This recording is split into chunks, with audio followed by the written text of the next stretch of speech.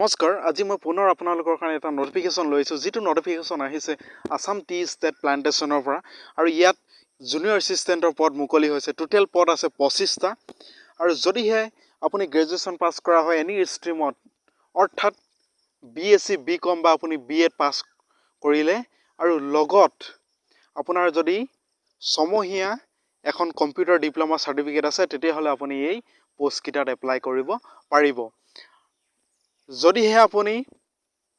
general category candidate হয় তেতিয়াহ'লে আপুনি আপোনাৰ মেক্সিমাম বয়স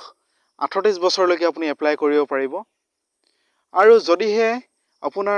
আপুনি যদি OBC MOBC কেণ্ডিডেট হয় তেতিয়াহ'লে আপুনি 41 বছৰ বয়সলৈকে এপ্লাই কৰিব পাৰিব আৰু যদিহে আপুনি SC ST কেণ্ডিডেট হয় তেতিয়াহ'লে 43 বছৰলৈকে আপুনি এপ্লাই কৰিব পাৰিব আৰু যদিহে PWD কেণ্ডিডেট হয় তেতিয়াহ'লে আপুনি 48 বছৰ বয়সলৈকে এপ্লাই কৰিব পাৰিব আৰু ইয়াত যিটো সিলেকশ্যন প্ৰসেস প্ৰথমতে আপোনালোকৰ এটা 100 মাৰ্কৰ মাল্টিপল চইজৰ কুৱেশ্যনৰ এটা এক্সাম হ'ব হয়তো কম্পিউটাৰ বেসড হ'ব পাৰে নতুবা OMR সিটৰ হ'ব পাৰে আৰু হেতু আপুনি কোৱালিফাই কৰাৰ পাছত আপুনি এটা typing test Assamese and English typing টেষ্টৰ এটা টেষ্ট দিব লাগিব তাৰ পাছত আপুনি এটা যেটো ৰাইটিং স্কিল আপোনাৰ ইংলিছ আৰু আসামিছত হয়তো এপ্লিকেশ্যন বা কিবা এছে তেনেকুৱা লিখিব দিব পাৰে তো ৰাইটিং স্কিলৰ এক্সাম হ'ব যদি এই গোটেই তিনটাত যদি আপুনি কোৱালিফাই কৰে তেতিয়াহ'লে আপুনি এই যেটো পোষ্ট জুনিয়ৰ এছিষ্টেণ্ট এই পোষ্টত আপুনি সিলেকশ্যন হ'ব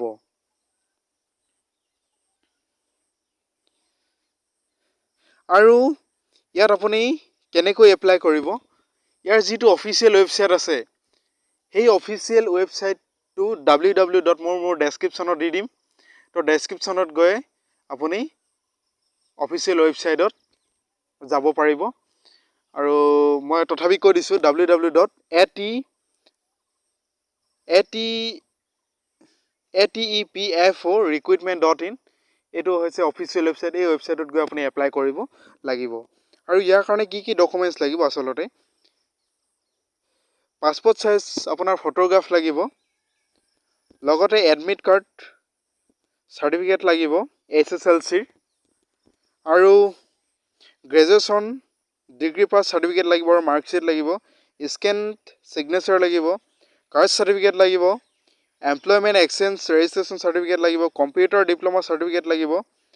যদিহে আপুনি ডিসেবিলিটি হয় তেতিয়াহ'লে ডিসেবিলিটি সাৰ্টিফিকেট লাগিব যোনে ডিসেবিলিটি নহয় অৰ্থাৎ যোনে PWD নহয় তেতিয়াহ'লে তাক এই যিখন ডিসেবিলিটি সাৰ্টিফিকেট এই সাৰ্টিফিকেটখন নালাগে আৰু